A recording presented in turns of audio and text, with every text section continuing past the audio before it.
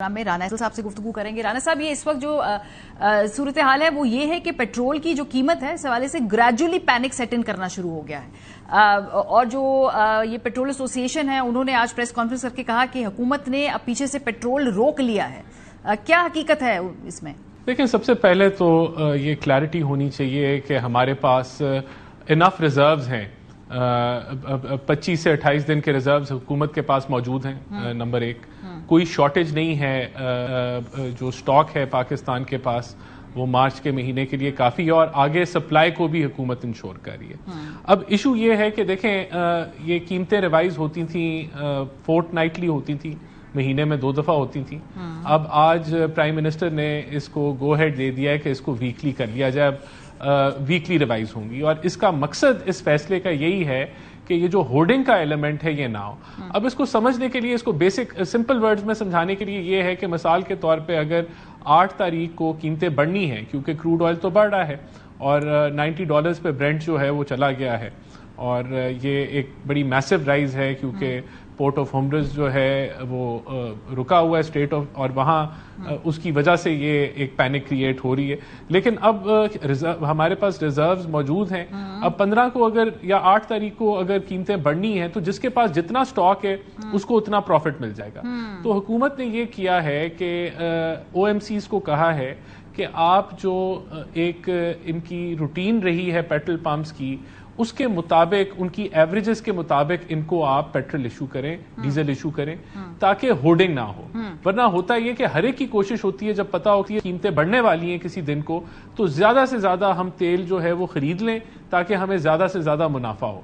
तो हुकूमत ने इस दफा इंश्योर किया है ओगरा के जरिए कि पेट्रोल की जो फरामी है पेट्रोल स्टेशंस को, OMC से पेट्रोल स्टेशन को, वो उनकी एवरेजेस के मुताबिक हो। कि कोई ना ज्यादा ना ले जाए और किसी को कम ना मिले, ताकि कुछ जगहों पे होर्डिंग हो जाए और कुछ जगहों पे शॉर्टेज पैदा हो जाए। क्योंकि पेट्रोल ओवरऑल, डीजल तो आपके पास मौजूद है, स्टॉक्स का तो मसला नहीं है। अब आपने सप्लाई को मैनेज करना है। तो ये गवर्नमेंट कर रही है। लेकिन राणा साहब, पेट्रोल एसोसिएशन क्लेम करती है, पहले रिवाइज होती थी। I get your point. Petroleum association कह रही है कि आप लोगों ने पीछे से पेट्रोल की जो कोटा है उस पर कट लगा दिया है और आप पीछे से पेट्रोल फराहम नहीं कर रहे हैं। उन्होंने किल्लत होने की इंडिकेशन दी, इसकी वजह से पैनिक सेट इन करना शुरू हो जाता है।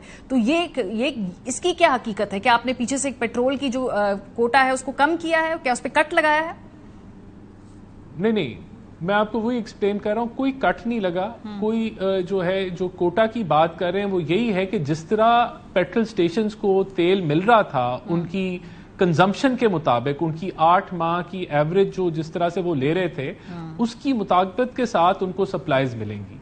क्योंकि अब ये पता है, सबको पता है कि कीमतें बढ़ने वाली हैं। अगर ये हम ना इसको OMCs को ना कहते कि आप इन सप्लाईज को इस तरीके से रेगुलेट करें, तो होता ये है नॉर्मल प्रैक्टिस में कि पेट्रोल स्टेशन बड़े ऑर्डर लगा देता है और उसकी कोशिश होती है मुझे ज्यादा से ज्यादा तेल मिल जाए कीमत बढ़ने से पहले, ताकि उसे ज्यादा से ज्यादा मुनाफा। इसको होर्डिंग कहते हैं कि अगर वो अपनी जरूरत से ज्यादा तेल इकट्ठा कर लेता है तो और बेचता कम है, उसकी कोशिश होती है कि मैं कम बेचूं ताकि कीमत बढ़ने से पहले मेरे पास ज्यादा से ज्यादा स्टॉक हो।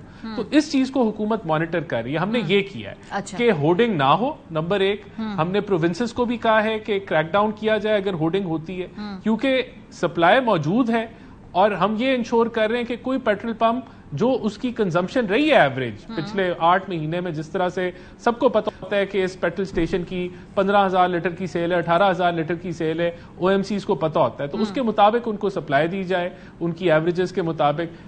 15,000 लीटर सेल करने वाला जो है अपनी हद से बहुत ज्यादा स्टॉक कर ले सिर्फ इसी चक्कर में कि वो प्रॉफिट ज्यादा कमा ले। तो इस चीज को इसकी मॉनिटरिंग इसकी की जा रही है आर्जी तौर पे, क्योंकि कीमतें अभी अपवर्ड ट्रेंड है।